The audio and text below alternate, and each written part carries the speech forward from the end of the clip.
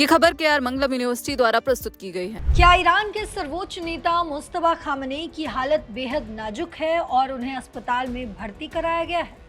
क्या अमेरिकी और इजरायली हमलों में घायल हुए मुस्तफा खामनेई को लेकर ईरान के सत्ता के शीर्ष गलियारों में कोई बड़ी हलचल मच चुकी है? और क्या मध्य पूर्व की महाजंग के बीच तेहरान में कोई बहुत बड़ा सत्ता परिवर्तन होने वाला है? नमस्कार, आप देख रहे हैं दैनिक जागरण। मैं हूं आपके साथ पल्लवी सिंह। इन तमाम सवालों के हम जवाब ढूंढेंगे आज के इस रिपोर्ट में।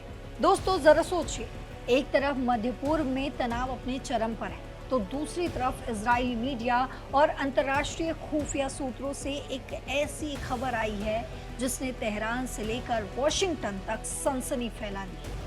दावे किए जा रहे हैं कि ईरान के सर्वोच्च नेता मुस्तफा खामनेई की तबीयत अचानक बेहद ही बिगड़ गई है और उन्हें आपातकालीन स्थिति में अस्पताल में भर्ती कराया गया है। पद संभालने के बाद से ही सार्वजनिक रूप से गायब रहे मुस्तफा खामनेई की सेहत को लेकर पहले भी कई तरह की अटकलें लगाई जा रही थी, लेकिन अब आई खबरों ने ईरान के भविष्य पर बहुत बड़े सवाल खड़े कर दिए हैं। आज के इस रिपोर्ट में हम समझेंगे कि इस खबर का पूरा सच क्या है, इजरायली मीडिया का दावा क्या कहता है और ईरान के भीतर इस समय क्या चल रहा है। पूरे मामले की शुरुआत इजराइल के प्रमुख समाचार चैनल 14 और द जेरूसलम पोस्ट की रिपोर्टों से हुई। ईरानी मीडिया आउटलेट ईरान वायर और राष्ट्रपति मसूद पेजेश्कियान के प्रशासन से जुड़े सूत्रों के हवाले से दावा किया गया कि तेहरान के शीर्ष नेतृत्व में मुस्तफा खामनेई की हालत अत्यंत गंभीर होने की अफवाहें और खबरें बहुत तेजी से फैल रही हैं। द जेरूसलम पोस्ट द्वारा उद्धृत एक सूत्र ने तो यहाँ तक कह दिया है कि अगर जल्द ही मुस्तफा खामनेई के शहादत की खबर सामने आती है तो किसी को कोई हैरानी नहीं होनी चाहिए।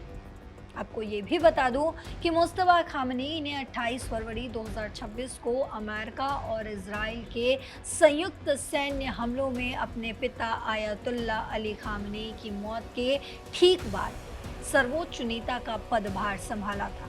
हालांकि पद संभालने के दिन से लेकर आज तक वे कभी भी किसी भी सार्वजनिक कार्यक्रम में नजर नहीं आए और केवल लिखित बयानों के जरिए ही देश को संबोधित करते रहे हैं। पश्चिमी और विपक्षी खुफिया सूत्रों के अनुसार आपको बता दूं कि फरवरी में हुए उसी शुरुआती हमले में मुस्तफा खामनेई गंभीर रूप से घायल हो गए थे और उनका चेहरा भी गंभीर रूप से झुलस गया था, ऐसे दावे किए गए थे और इसी वजह से उन्हें खुद को छिपाने पर मजबूर होना पड़ा और वे किसी भी नए हमले से बचने के लिए मध्यस्थों के एक बेहद धीमे नेटवर्क के जरिए शासन के वरिष्ठ अधिकारियों से संपर्क साधते रहे हैं। वहीं राष्ट्रपति मसूद पेजेश्कियान ने भी हाल ही में सरकारी टीवी पर एक इंटरव्यू के दौरान स्वीकार किया था कि इस समय सर्वोच्च नेता से सीधा संपर्क साध पाना बेहद ही मुश्किल है। इसके अलावा जुलाई में सऊदी मीडिया आउटलेट अल हादत ने दावा किया था कि खामनेई ईरान में मौजूद ही नहीं है, जबकि अमेरिकी राष्ट्रपति डोनाल्ड ट्रंप ने फॉक्स न्यूज को दिए गए इंटरव्यू में कहा था कि ईरान का शीर्ष सैन्य नेतृत्व खत्म हो चुका है और खामनेई 90% तक अक्षम हो चुके हैं। दूसरी तरफ ईरानी स्वास्थ्य मंत्रालय और सरकारी अधिकारियों ने इन शुरुआती चोटों को हमेशा मामूली और सतही करार दिया था, यानी मामूली सा, और दावा किया था कि मुस्तफा खामनेई देश के रणनीतिक और परिचालन कार्यों को लगातार दिशा निर्देश दे रहे हैं। लेकिन लगातार जनता के सामने ना आने और अब अस्पताल में भर्ती होने की इजरायली मीडिया की दावों ने ईरान की नेतृत्व स्थिरता पर भारी संशय पैदा कर दिया है। अगर इस घटनाक्रम का विश्लेषण करें दोस्तों, तो यह खबर केवल एक नेता की सेहत तक सीमित नहीं है, बल्कि इसके वैश्विक मायने भी है। ईरान इस समय अमेरिका और इजराइल के साथ बेहद ही नाजुक और सीधे टकराव के दौर से गुजर रहा है। ऐसे में अगर सर्वोच्च नेता गंभीर रूप से बीमार या कार्य करने में असमर्थ हैं, तो ईरान के सैन्य और राजनीतिक फैसलों पर इसका सीधा और गहरा असर पड़ेगा।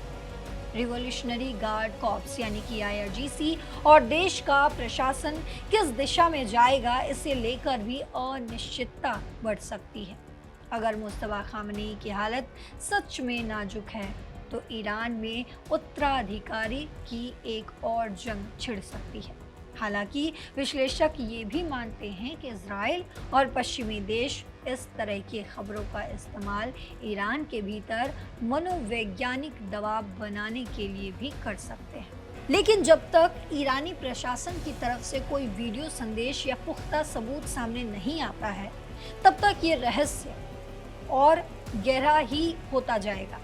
तो क्या लगता है आपको कि ईरान को अब मुस्तफा खामनेई का वीडियो या लाइव संदेश जारी करके इन अफवाहों पर विराम लगाना चाहिए, या फिर इजरायली मीडिया का ये दावा सच साबित होने वाला है? आप अपनी राय हमें कमेंट बॉक्स में ज़रूर लिखते जाएं, क्योंकि आपकी राय बेहद ही अहम। साथ ही देश और दुनिया की तमाम खबरों के लिए, तमाम अपडेट्स के लिए जुड़े रहिए दैनिक जागरण के साथ।